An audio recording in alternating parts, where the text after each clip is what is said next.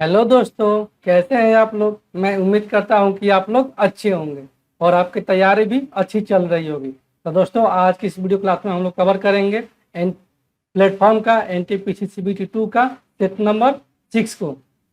और दोस्तों, आपने अभी तक पिछले वीडियो को नहीं देखा है तो वीडियो के एंड में सेट नंबर 5 का लिंक दिया जाएगा और आपको सभी वीडियो देखना है तो चैनल के प्ले लिस्ट में जाना होगा और वहाँ से सभी आपको वीडियो मिल जाएगी। तो चलिए दोस्तों, आज की इस वीडियो क्लास को हम लोग स्टार्ट करते हैं बिना कुछ देरी किए। तो आज का हमारा पहला प्रश्न है, निम्नलिखित तालिका का अध्ययन करिए और उस पर आधारित सवालों का जवाब दीजिए। एक परीक्षा में विभिन्न विषयों में छात्रों द्वारा अर्जित किए गए अंक नीचे दिए गए हैं, जिसमें कि पहला प्रश्न है, कितने छात्र ने परीक्षा में 50% से अधिक अंक अर्जित किए हैं। यहाँ से निकालना पड़ेगा, यानी कि अगर हम यहाँ से अनिल का निकालते हैं, अनिल का, तो अनिल द्वारा प्राप्त कुल अंक कितना है। गणित में 90 है, विज्ञान में 50 है, भूगोल में 60 है और इतिहास में 70 है। यानी कि अनिल द्वारा प्राप्त कुल अंक कितना हो जाएगा, ये हो जाएगा 90 प्लस का 50 प्लस का 60 प्लस का 70 और टोटल अंक कितना है, टोटल परीक्षा का पूर्णांक कितना है, वह है 120 और 120 240 और 200 यानी कि 440 है। ऐसे 440 कर देंगे और गुने में कर देंगे 100। तो यहाँ से आ जाएगा अनिल का प्रतिशत अंक। यहाँ से अनिल का कितना हो जाएगा, यहाँ से अनिल का हो जाएगा 90 और 50 140, 140 और 60 200, 200 और 70 यानी कि 270 और बटे में हो जाएगा 440 और गुने में हो जाएगा 100। ये दोस्तों कट छट करा जाएगा हमारा 61.36%। उसी प्रकार बीनू का भी निकाल लेते हैं। बीनू का हो जाएगा 100 प्लस 80 प्लस 40 और प्लस 80, यानी कि ये हो जाएगा इसका जो 300 और टोटल पूर्णांक कितना है 440 का है और गुने में हो जाएगा 100। इसका दोस्तों हो जाएगा कट छट कर प्रतिशत में 68.18%। ठीक उसी प्रकार चिराग का भी निकाल लेते हैं। यहाँ से चिराग का हो जाएगा 90 प्लस 60 यानी कि 150, 170 220, 220 और 90 यानी कि 310। चिराग का प्राप्त अंक आ गया 310 और टोटल पूर्णांक कितना है 440 का है और गुने में हो जाएगा 100। इसका दोस्तों आ जाएगा कट छट कर 70.45%। ठीक उसी प्रकार धवल का निकाल लेते हैं। यहाँ से धवल का हो जाएगा 80 प्लस 65 प्लस 80 और प्लस 60, क्योंकि 80 और 80 160, 160 और 60 220, 220 और 65 यानी कि 285। यहाँ से हो जाएगा 285 और बटे में हो जाएगा 440 और गुने में हो जाएगा 100। यहाँ से इसका आ जाएगा कट छट कर 64.77%। ठीक उसी प्रकार एल्जा का भी निकाल लेते हैं। यहाँ से एल्जा का हो जाएगा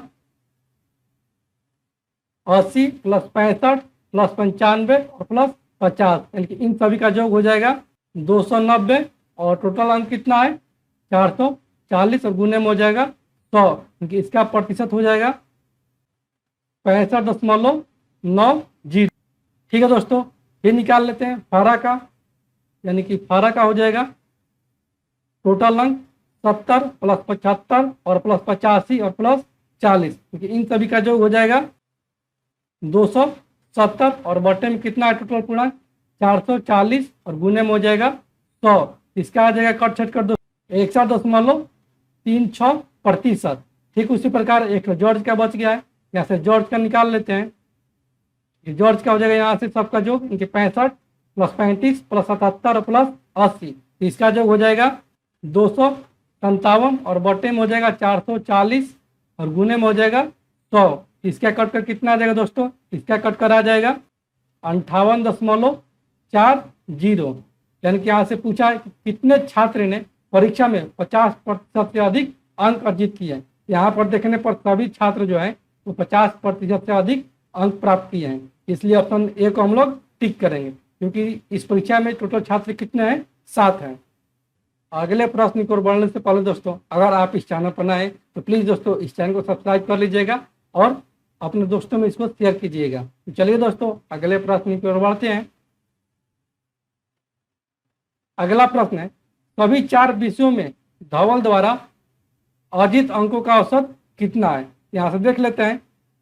धवल द्वारा अर्जित अंक कितना है? 285 है, यानी कि इसका योग है धवल द्वारा टोटल है 285 और औसत पूछा है तो औसत बट्टे में कितना हो जाएगा? 4 हो जाएगा, क्योंकि विषय में कितना है? 4 है। यहाँ से इसका आ जाए कट हट कर 71.25, इसलिए ऑप्शन बी को हम लोग टिक करेंगे। ठीक है दोस्तों, अगले प्रश्न की ओर बढ़ते हैं।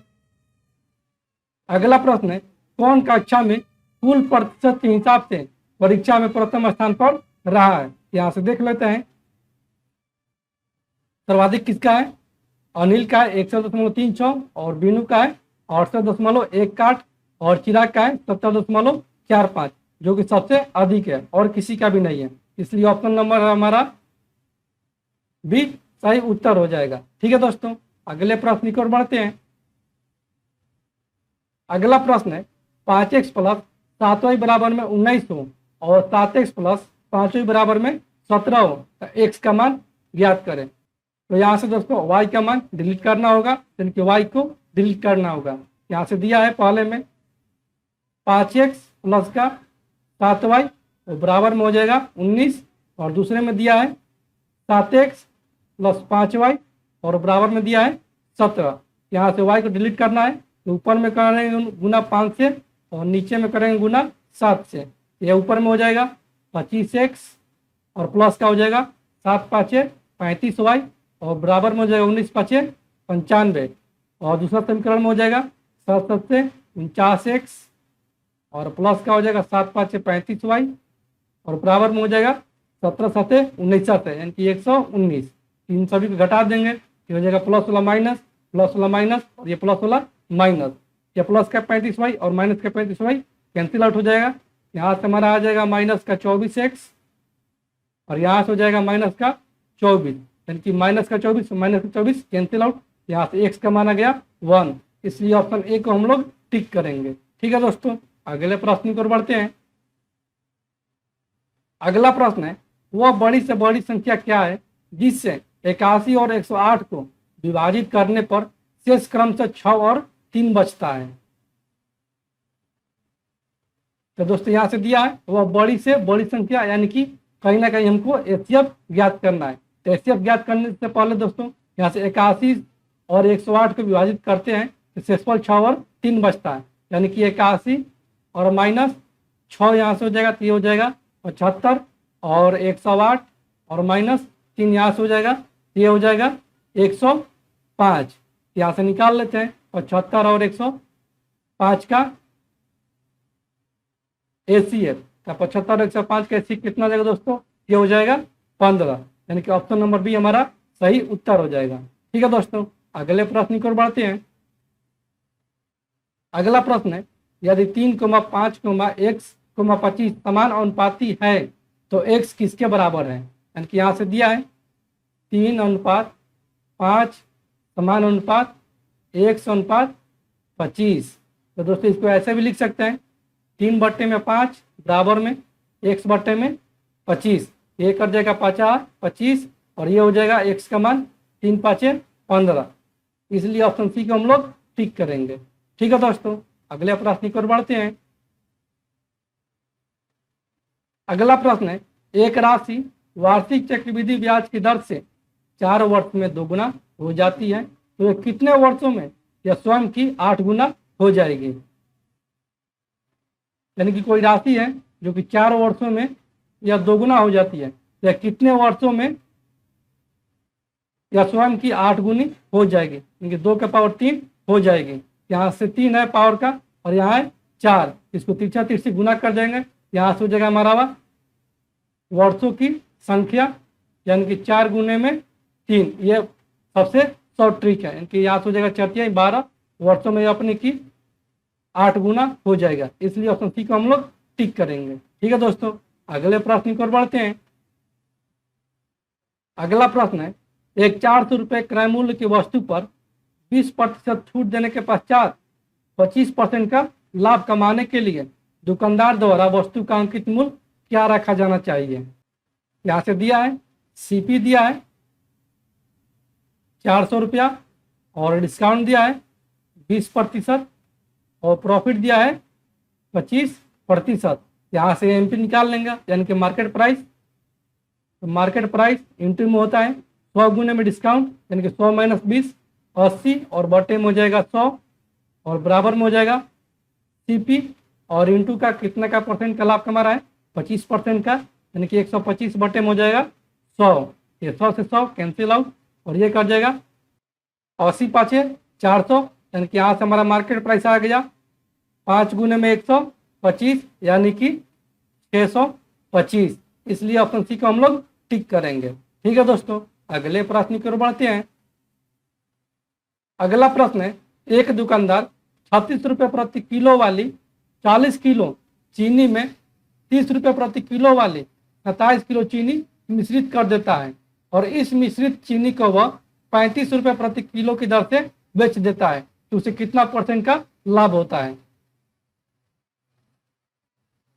तो दोस्तों अगर यहाँ से पहला का सीपी देखते हैं कि पहला सीपी कितना है 36 रुपये प्रति किलो वाली को 40 किलो चीनी खरीदता है। यहाँ से इसका सीपी हो जाएगा 0 6 को 24 के 4 हासिल 2 चौथी 12 2 14 यानी कि 1440। दूसरे का सीपी देखते हैं। दूसरे का सीपी हो जाएगा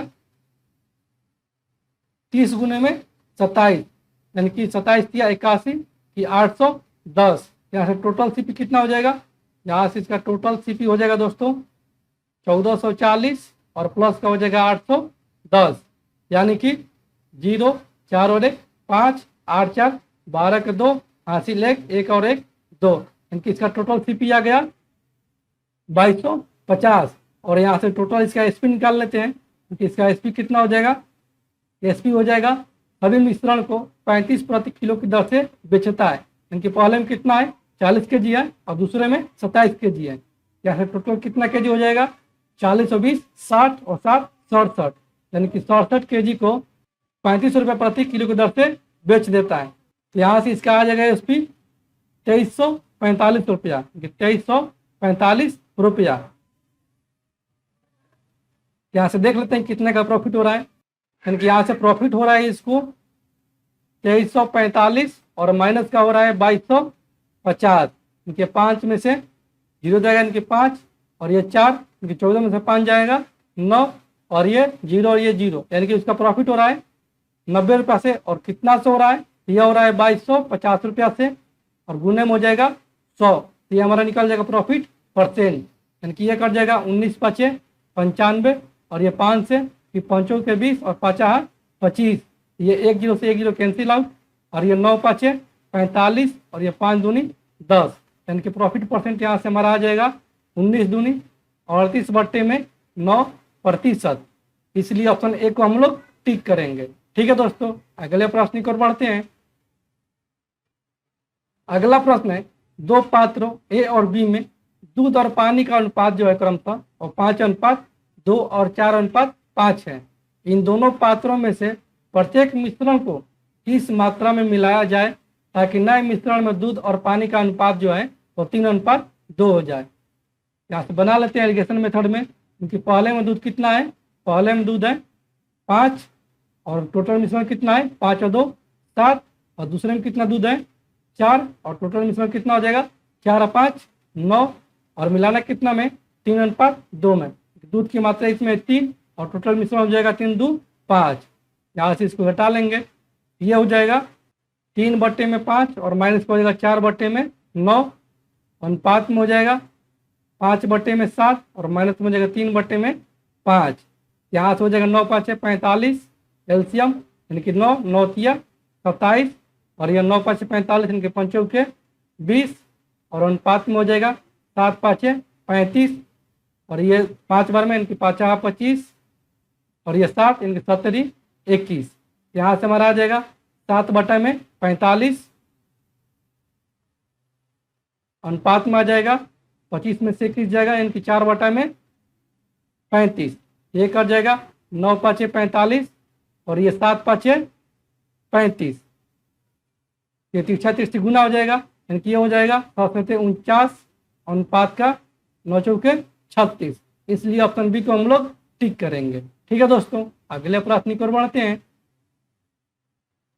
अगला प्रश्न है 100 विद्यार्थियों की औसत वजन जो है वो 46 केजी है। इनमें से लड़कों की औसत वजन जो है वो 50 केजी है। यदि लड़कों की संख्या जो है वो 60 है तो लड़कियों का औसत वजन कितना किलोग्राम होगा। यहाँ से दिया है 100 विद्यार्थियों का औसत वजन 46 केजी है। इनकी 100 विद्यार्थियों का औसत जो दिया है वह दिया है 46 केजी। इसका योग कितना हो जाएगा, इसका योग हो जाएगा 46 इंटू के 100 यानी कि 4600, जिनमें कि बोल रहा है कि इनमें लड़कों का औसत वजन 50 केजी है और लड़कों की संख्या कितना है 60 है। 60 लड़कों का औसत जो है वो है 50 केजी। इसका योग कितना हो जाएगा, इसका योग हो जाएगा 50 गुने में 60 यानी कि 6 5 30, ये हो जाएगा 3000। तो दोस्तों जब लड़कों की संख्या 60 हो गया और कुल विद्यार्थियों की संख्या 100 है तो लड़कियों कितना हो जाएगा, लड़की यहाँ से आ जाएगा 40। यहाँ से निकाल लेते हैं लड़की का योग कितना हो जाएगा, यहाँ से लड़की का योग हो जाएगा,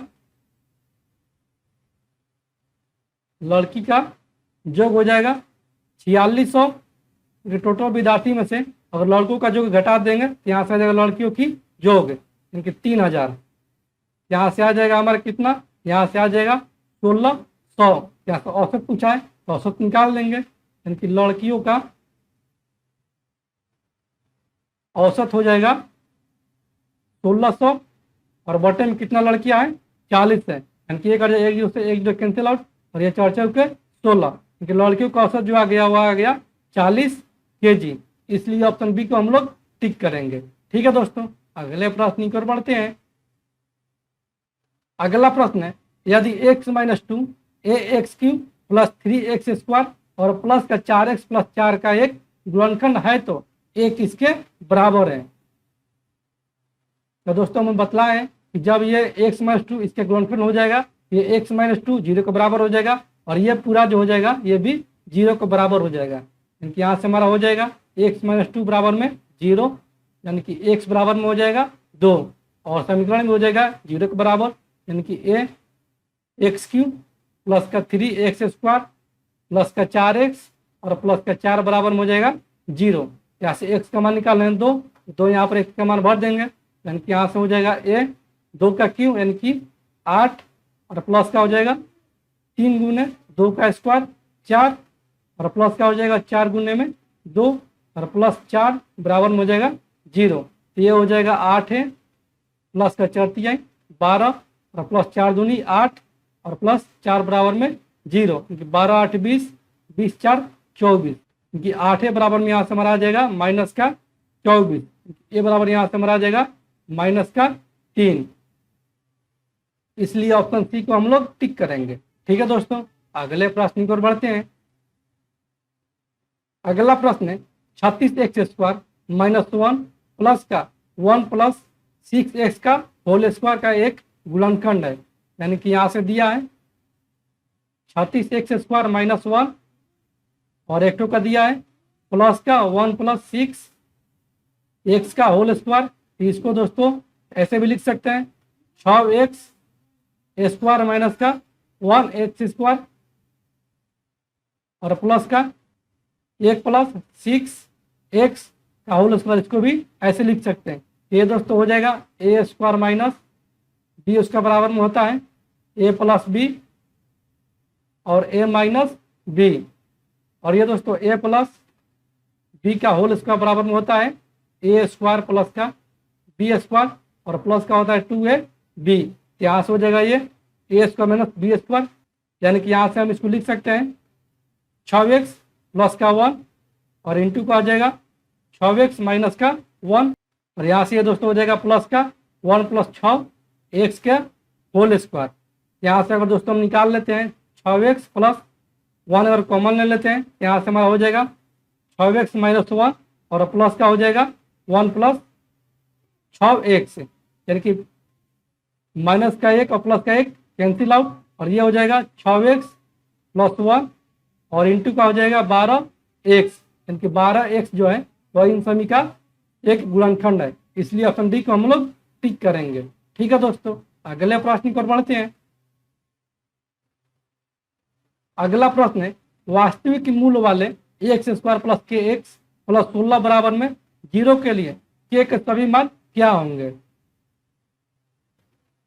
तो दोस्तों जब वास्तविक मूल हो जाएंगे कि मूल जब वास्तविक हो जाएंगे, यहां से d बराबर हो जाएगा 0 से 12 या बराबर, तो d बराबर में होता है b² - 4ac, और ये हो जाएगा 0 के 12 या बराबर। यहाँ से b कितना है, यानी k है, यहाँ से हो जाएगा k² - 4 इंटू a कितना है 1 है, और c कितना है 16 है, ये हो जाएगा 12 या बराबर 0 के, यानी कि यहाँ से हो जाएगा k² - 16 चौके 64 बड़ा या बराबर 0 के, क्योंकि k² बराबर में हो जाएगा बड़ा या बराबर, ये माइनस का 64 इधर जाएगा तो प्लस का 64 हो जाएगा, इनके यहाँ से हमारा k बराबर में आ जाएगा बड़ा या बराबर √ का 64, k बड़ा बराबर ±8, यानी कि यहाँ से k का जो मान आ जाएगा वो आ जाएगा 8 और -8, क्योंकि ऑप्शन नंबर ए हमारा सही उत्तर हो जाएगा। ठीक है दोस्तों, अगले प्रश्न की ओर बढ़ते हैं। अगला प्रश्न है दो संख्याओं का योग 24 और 90 है, यदि एक संख्या का 6.5% दूसरी संख्या के 8.5% के बराबर है तो संख्याएं कितनी है। मान लेते कि वो दोनों संख्याएं जो है वो x और y है, इसमें कि बोला है कि यदि एक संख्या का यानी कि x का 6.5% बराबर है दूसरी संख्या के 8.5% से, यानी कि y का 8.5% से, ये परसेंट से परसेंट कट गया और ये दशमलव से दशमलव कट गया, और ये कट जाएगा 13×5 = 65 और ये 17×5 = 85, क्योंकि यहाँ से हमारा हो जाएगा 13x बराबर में 17y, यानी कि x बटा में अगर y की बात करें तो ये हो जाएगा 17/13, और इन्हीं दोनों संख्या का योग दिया है 2490, तो हमारे यहाँ से कितना आ जाएगा, ये आ जाएगा 13 और 17 यानी कि 10 और 10 20 और 10 30, क्योंकि 30 का मान जो दिया है वह दिया है 2490, यहाँ से हो जाएगा 1 0 से 1 0 कैंसिल आउट, और ये और 3 के 24 और ये 3 के 9, यानी कि 1 बराबर यहाँ से हमारा आ गया 83। तो दोस्तों संख्या निकाल लेते हैं, क्योंकि x कितना है, x का है अनुपात में 17, 17 बराबर में हो जाएगा 83 इंटू में 17, यहाँ से हो जाएगा 17 तिया 51 के 1 हासिल 5 और 17 8 36 से और 5 यानी कि 141, यहाँ से हमारा आ जाएगा 141 यानी कि 1411, ये पहली संख्या जो हो गया वो आ गया 1411। कौन सी संख्या इसमें है, ऑप्शन नंबर डी हमारा सही उत्तर हो जाएगा, और वहीं दूसरे संख्या निकाल लेंगे, यानी कि यहाँ से हो जाएगा 13 बराबर में 83 इंटू में 13, इसका गुणनफल आ जाएगा 1089। ठीक है दोस्तों, अगले प्रश्न पर बढ़ते हैं। अगला प्रश्न है एक पंखे का अंकित मूल्य 1500 रुपया है एवं अंकित मूल्य का 20% की छूट प्रदान की जाती है, ग्राहक को कितनी अतिरिक्त छूट और प्रदान की जाए कि इसका शुद्ध मूल्य जो हो जाए वो 1104 रुपया आ जाए। अंकित मूल्य कितना है, अंकित मूल्य है 1500, जिसमें कि अंकित मूल्य का 20% की छूट दी जाती है, क्योंकि 1500 पर माइनस का 20% छूट दी जाती है, तो 1500 का 20% कितना हो जाएगा, ये हो जाएगा 300, इनके माइनस का 300 किया जा रहा है, ये हो जा रहा है छूट के बाद 1200, और फिर बोल रहा है कि ग्राहक को कितनी अतिरिक्त छूट और प्रदान की जाए, ये छूट ज्ञात करना है, जिससे कि वो 1104 रुपया शुद्ध मूल्य हो जाए। ये दोस्तों कितना की छूट दिया जा रहा है संख्या में, यह दिया जा रहा है 1200 माइनस का 1104, यानी कि एक घटकर हो जाएगा 10 में से 4 जाएगा 6, ये 9 96 रुपया, और किससे छूट दिया जा रहा है 1200 रुपये से, और गुने में हो जाएगा 100, ये दूसरा डिस्काउंट निकल जाएगा, यहाँ से ये 2 0 से 2 0 कैंसिल आउट, और ये 12 वाटे 96, क्योंकि दूसरा छूट जो है उसका वो है 8% का, इसलिए ऑप्शन ए को हम लोग टिक करेंगे। ठीक है दोस्तों, अगले प्रश्न की ओर बढ़ते हैं। अगला प्रश्न है 6 घंटियां एक साथ बजना शुरू करती है एवं क्रमशः 2 4, 6, 8, 10, 12 सेकेंड के अंतराल पर बजती है। तो 30 मिनट में वे एक साथ कितनी बार बजेगी। तो दोस्तों ऐसा से भी सवाल दिया रहेगा, जितना संख्या दिया रहेगा उसका एलसीएम निकाल लेंगे, यानी कि 2, 4, 6, 8, 10, 12 का एलसीएम। इन सभी का एलसीएम कितना हो जाएगा दोस्तों, इन सभी का एलसीएम हो जाएगा 120 सेकेंड यहाँ से हो जाएगा। ठीक है, 1 मिनट में होता है 60 सेकेंड, यहाँ से 2 मिनट में कितना हो जाएगा 120 सेकेंड, क्योंकि 2 मिनट के अंतराल पर ये सभी घंटियाँ एक साथ बजती है। कितना मिनट में एक साथ बजना है, तो बजना है 30 मिनट में, यानी कि 2 मिनट में ये घंटियाँ एक साथ बजती है। तो 30 मिनट में कितने बार बजेंगी, ये बजेंगे 15 दूनी 30, यानी कि 15 बार ये साथ में बजेगी, और एक बार पहले बज चुकी है, क्योंकि 15 प्लस का 1 16, यानी कि 16 बार ये घंटियाँ 30 मिनट में बजेंगी। इसलिए ऑप्शन डी को हम लोग टिक करेंगे। ठीक है दोस्तों, अगले प्रश्न की ओर बढ़ते हैं। अगला प्रश्न है, किसी माल का 2/3 भाग जो है 5% लाभ पर बेचा गया और बाकी बचे माल को 2% हानि पर बेचा गया। यदि कुल लाभ जो है वो 400 रुपया था, तो माल का मूल्य क्या था। तो दोस्तों यहाँ से मान लेते हैं कि माल का मूल्य जो है, कि माल का मूल्य जो है वह 12,000 रुपया है। ठीक है, ऑप्शन ए को ही ले लेते हैं। यहाँ से बोला है कि 2/3 भाग को 5% लाभ पर, तो 12,000 का अगर 2/3 निकालेंगे, ये कितना हो जाएगा दोस्तों, ये हो जाएगा 3 चौक के 12, यानी कि 4 दूनी 8,000। 8,000 का वो 5% लाभ पर बेचता है, कि 5% लाभ पर बेच रहा है। तो ये कितना लाभ पर बेच रहा है, ये बेच रहा है 5/8 40, यानी कि 400 रुपये पर, और बाकी बचे माल को 2% हानि पर बेचता है। कितना बचा है, अब जब 8,000 निकल गया तो कितना बचा है, अब 12,000 में 8,000 निकल गया तो ये बचा है 4,000, क्योंकि 4,000 का वो बेच रहा है 2% हानि पर। 2% हानि निकालेंगे, ये हो जाएगा 4 दूनी 8, यानी कि 80 रुपये हानि पर बेच रहा है, और उसको कुल लाभ कितना हो रहा है 400 रुपया था। इसमें टोटल लाभ कितना हो जा रहा है, 400 रुपये यहाँ है, और माइनस का हानि कितना है 80 रुपया, यानी कि 320 रुपया उसको टोटल लाभ हो रहा है हमारे अनुसार। और प्रश्न के अनुसार कितना लाभ हो रहा है 400 रुपया हो रहा है। एक बराबर कितना हो जाएगा, एक बराबर में यहाँ से दोस्तों हो जाएगा 400 बट्टे में 320, ये कर जाएगा 1 2 से 1 0 कैंसिल आउट, और ये 4/8 32, यानी कि यहाँ से हमारा हो जाएगा 10 बट्टे में 8, इसको और कटाते हैं, ये 4 दूनी 8 और ये 5 दूनी 10। और निकालते हैं माल का मूल्य, कि माल का मूल्य कितना माने 12,000 रुपया माने, कि 12,000 बराबर में हो जाएगा 5 बट्टे में 4 गुने में 12,000, ये कर जाएगा 4×3 12, यानी कि माल का मूल्य जो आ गया वो हमारा 15,000 रुपया आ गया। इसलिए ऑप्शन सी को हम लोग टिक करेंगे। ठीक है दोस्तों, मैं उम्मीद करता हूँ कि आज का ये वीडियो क्लास आपको पूरी तरह से समझ में आ गया होगा। और दोस्तों अगर आप इस चैनल पर नए हैं तो प्लीज़ दोस्तों इस चैनल को सब्सक्राइब कीजिएगा और अपने दोस्तों में भी शेयर कीजिएगा। तो दोस्तों आज की इस वीडियो क्लास के यहीं पर एंड करते हैं और फिर मिलते हैं इसके अगले पार्ट में। तब तक के लिए धन्यवाद।